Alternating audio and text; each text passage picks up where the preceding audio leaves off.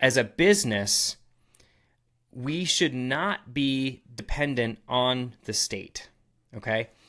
By owning a business and being an entrepreneur to begin with, you should probably have a certain amount of self-sovereignty or bent towards self-sovereignty. 1 Samuel chapter 8, verse 6 says, "But when they said, 'Give us a king to lead us,' in a previous verse, they say, 'Give us a king, just like all the other nations have a king. We want a king.'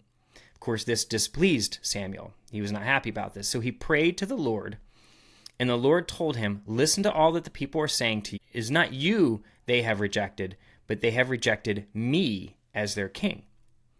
So that's key. They have rejected me as their king. They're looking for a king to rule over them, to provide for them in ways that only God was meant to provide. Samuel told all the words to the Lord of the Lord to the people who were asking him for a king. He said, "This is what the king who will reign over you will claim as his rights." Interesting language. This is what the king will claim as his rights. "He will take your sons and make them serve with his chariots and horses, and they will run in front of his chariots. Some he will assign to be commanders of thousands and commanders of 50s, and others to plow his ground and reap his harvest, and still others to make weapons of war and equipment for his chariots. He will take your daughters to be perfumers and cooks and bakers.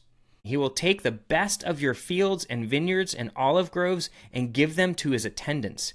He will take a tenth of your grain and of your vintage and give it to his officials and attendants.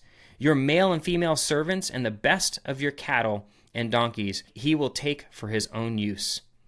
He will take a tenth of your flocks, and you yourselves will become his slaves." You yourselves will become his slaves.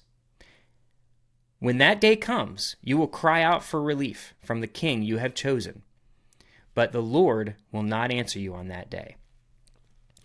This is the key reason why we are not to be looking to government to provide for us in different ways. I'm going to be more specific here in just a moment, because ultimately, and I think more and more people in our culture are beginning to sense this, especially business leaders I know are sensing this, that, hey, wait a second, we've entrusted ourselves to the state and to the government for so long, and now we're starting to realize, hey, wait, they've got leverage over us in some ways we don't like.